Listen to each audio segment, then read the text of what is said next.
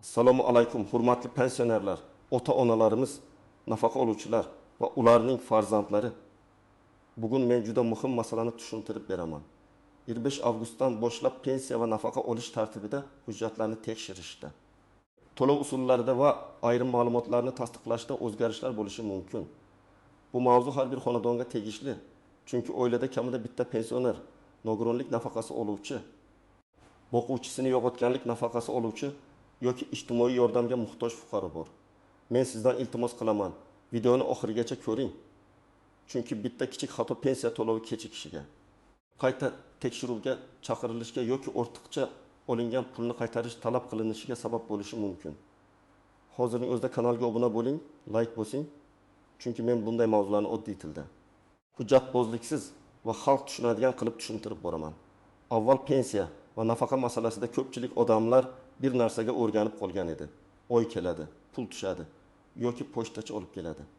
Pensioner esa hech narsani tekshirmaydi.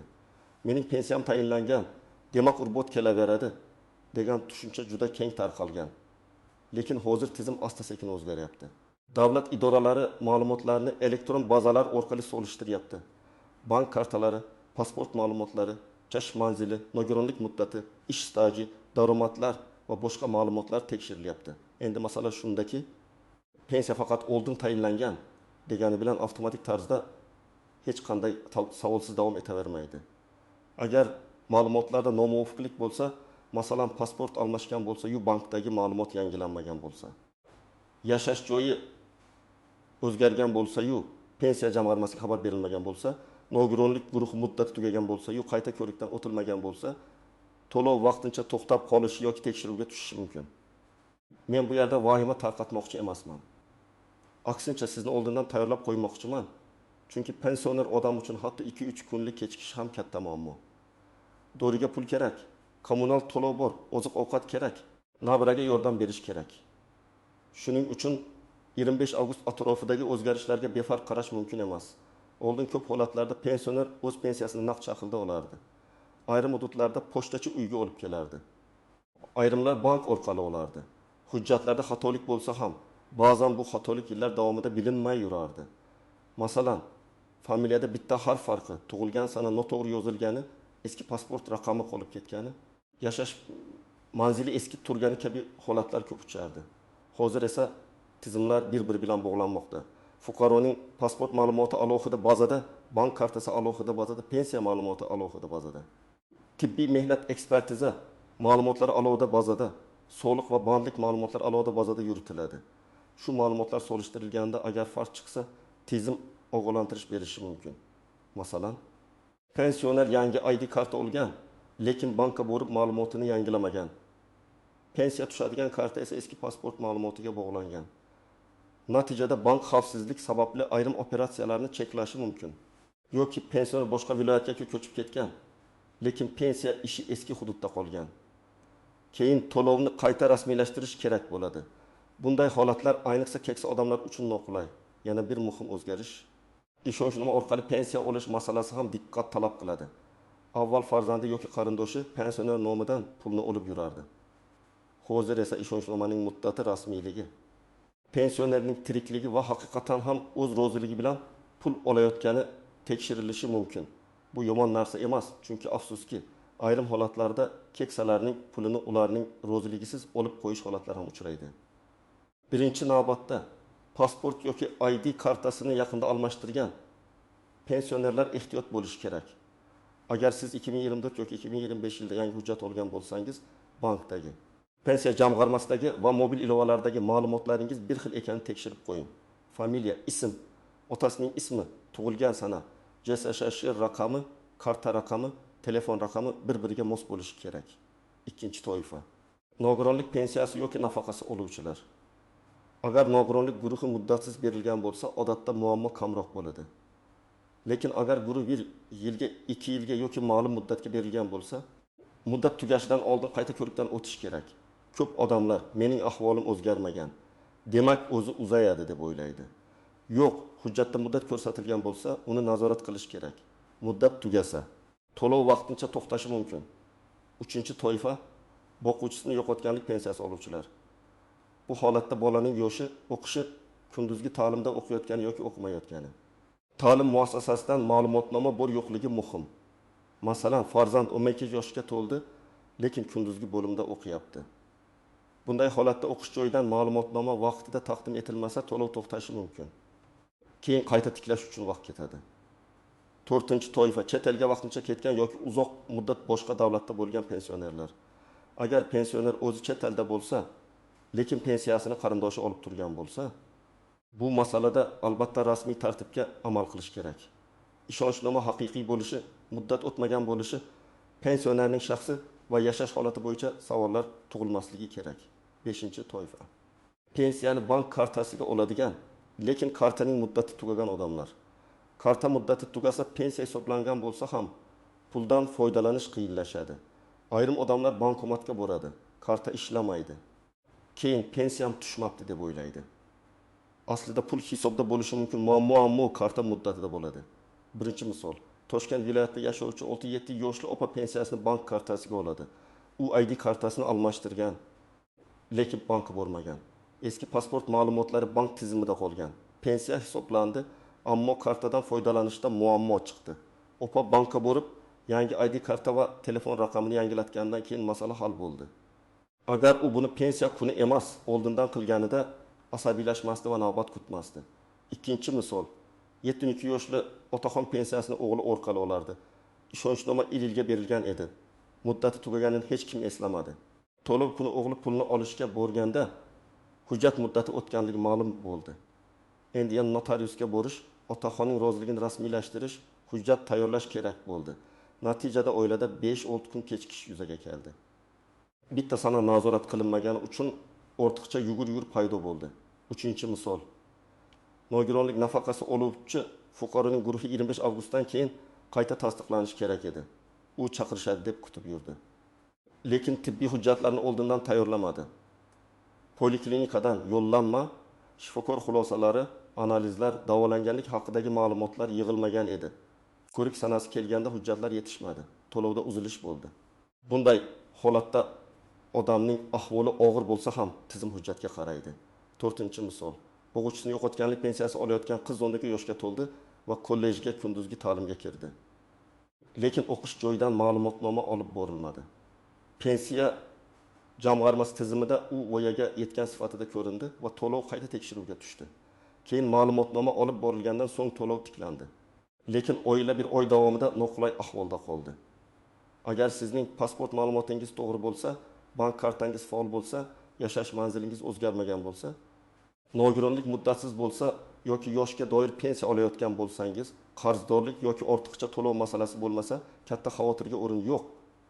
Lekin baribir tekshirib qo'yish zarar qilmaydi. Men doim aytaman. Pensiya masalasida balki bo'lar degan fikr xavfli. Bir marta borib tekshirib qo'ygan odam keyin oylar davomida xotirjam yuradi. Yoshga doir pensiya oluvchilar uchun asosiy masala odatda hujjatlar mosligi, bank kartasi, ishonchnoma, yashash joyi va vafot etgan shaxs nomiga noto'g'ri to'lovlar davom etib ketmasligi kabi holatlardir. Agar pensionerning o'zi pulni olib yurgan bo'lsa, telefoni o'z nomida bo'lsa, bank kartasidan foydalanayotgan bo'lsa, muammo kamroq bo'ladi. Eng katta nozik jihat shuki, hamma muammo darhol pensiya bekor qilindi degani emas. Ba'zan to'lov faqat vaqtincha ushlanadi, aniqlashtirish talab qilinadi. Odamlar esa vahimaga tushib, meni ro'yxatdan chiqarib yuborishdi deb o'ylaydi. Aslida ko'p holatda hujjatni yangilash yoki ma'lumotni tasdiqlash kifoya. Ikkinchi nozik jihat ortiqcha to'langan pul. Agar fuqaro biror ma'lumotni vaqtida bermagan bo'lsa va shu sabab pensiya yoki nafaqa asossiz davom etgan bo'lsa, keyin ortiqcha to'lovni qaytarish masalasi chiqishi mumkin. Masalan, bo'g'uvchisini yo'qotganlik pensiyasi olayotgan bola o'qishni tashlagan, lekin bu haqda xabar berilmagan. Pensiya bir necha oy davom etgan. Keyin tekshiruvda aniqlansa, ortiqcha olingan summa qaytarilishi talab qilinadi. 3-nozik jihat, bank kartasini boshqalarga berib qo'yish. Ko'p pensionerlar kartasini farzandiga, keliniga yoki nabirasiga berib qo'yadi, PIN kodini ham aytadi. Bu juda xavfli. Agar pul yechib olinsa, keyin men olmaganman deyish qiyin bo'ladi. Men tavsiya qilaman, karta pensionerning o'zida bo'lsin. Agar yordam kerak bo'lsa, ishonchli odam bilan birga bankka boring, lekin PIN kodini hammaga aytmang. 4-nozik jihat, telefon raqami. Hozir ko'p bank xizmatlari SMS orqali ishlaydi. Agar karta pensioner nomida, lekin telefon raqami boshqa odam nomida bo'lsa yoki eski raqam ishlamay qolgan bo'lsa, muammo chiqishi mumkin. Bankdan SMS kelmaydi. Tasdiqlash kodi olinmaydi. Ilova ishlamaydi. Shuning uchun telefon raqamini ham yangilab qo'yish kerak. 5-chi nozik jihat yashash manzili.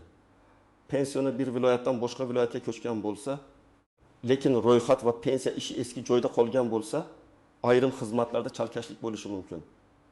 Ayniqsa doimiy yashash joyi, vaqtincha ro'yxat, bank filiali va pensiya bo'limi bir-biriga mos kelmasa, aniqlashtirish talab qilinadi. Endi men sizga aniq qadamlarni aytaman. Birinchi qadam: hujjatlaringizni ko'zdan kechiring. Pasport yoki ID karta amal qilayotgan bo'lsin. JSH raqami to'g'ri bo'lsin. Familiya, ism va otasining ismi, pensiya hujjatlari, bank hujjatlari va tibbiy hujjatlarda bir xil yozilgan bo'lsin. Agar bitta joyda o harfi boshqacha, boshqa joyda oddiy o bo'lsa ham ayrim tizimlarda nomuvofiqlik chiqishi mumkin. Ikkinchi qadam: bank kartangizni tekshiring. Karta muddati qachon tugaydi? PIN kodini bilasizmi? Karta bloklanmaganmi? SMS xabarnoma ulanganmi? Telefon raqami to'g'rimi? Shularni aniqlang. Bankka borganingizda ID kartada bank kartasi va telefoningizni olib boring.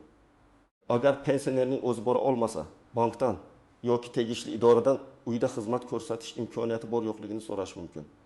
Uchinchi qadam: pensiya jamg'armasi bo'limiga yoki davlat xizmatlari markaziga murojaat qiling. Mening pensiya ishimda ma'lumotlarim to'g'rimi? To'lov usuli to'g'ri ko'rsatilganmi? Qayta tasdiqlash talab qilinadimi deb so'rang. Bu savollarni berishdan uyalmang. Siz pul so'rayotgan odam emassiz. O'zingizga qonuniy tayinlangan to'lovni tartibli olishni xohlayotgan fuqarosiz. 4-qadam: agar nogironlik bo'yicha pensiya yoki nafaqa olayotgan bo'lsangiz, tibbiy hujjatlaringizni oldindan yig'ing. Poliklinikadagi shifokor xulosalari, kasallik tarixi analizlar, statsionarda davolangan bo'lsangiz chiqaruv qog'ozi, reabilitatsiya tavsiyalari, dori-darmon yozuvlari bo'lsa, hammasini bir papkaga soling.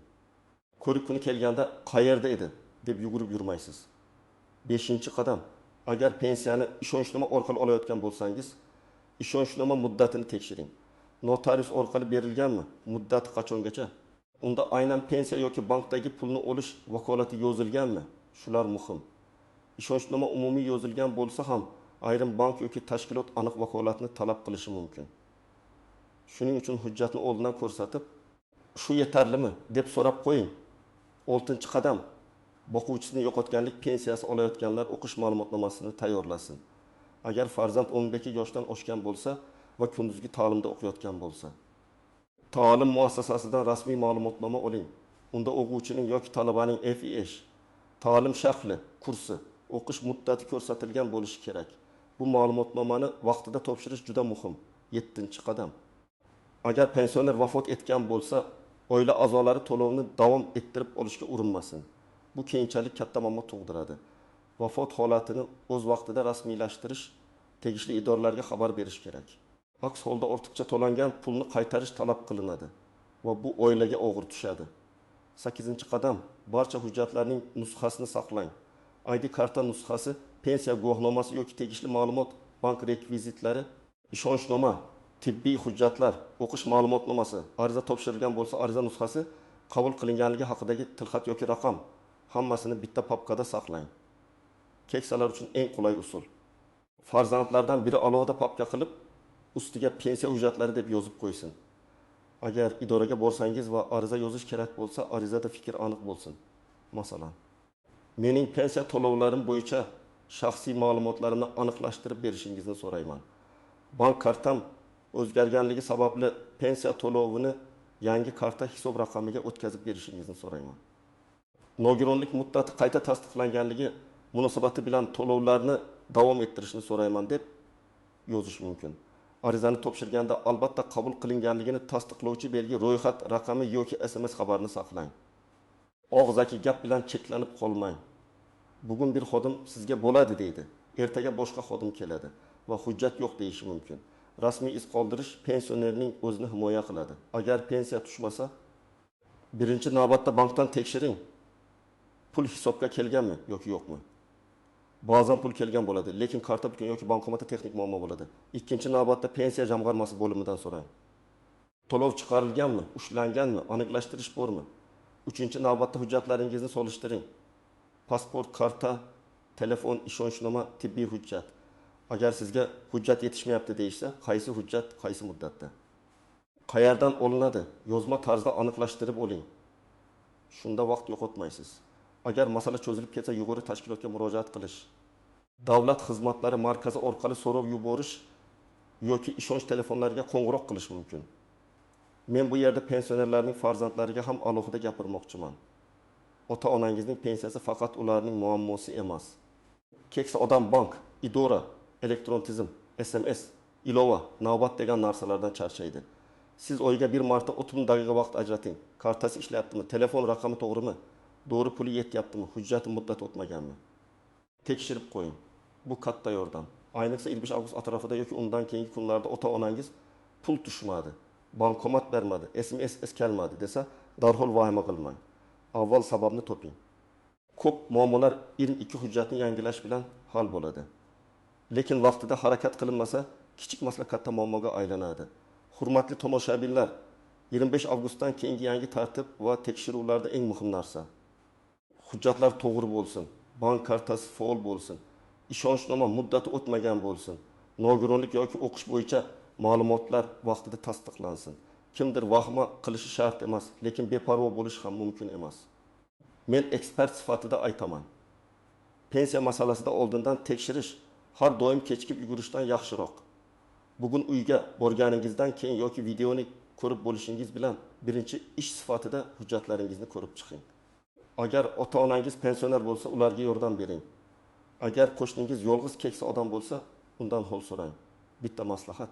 Bitta telefon qo'ng'irog'i yoki bitta hujjatni tekshirish odamni katta muammodan saqlab qolishi mumkin. Sizlarda savol bo'lsa, izohlarda yozing. Qaysi pensiya turini olasiz? Qaysi hududdansiz? Qanday muammo chiqyapti? Men imkon qadar tushuntirishga harakat qilaman. Videoga like bosing, kanalga obuna bo'ling va bu videoni pensioner tanishlaringizga yuboring. Chunki bu ma'lumot bugun kimningdir pensiyasi vaqtida tushishiga yordam berishi mumkin.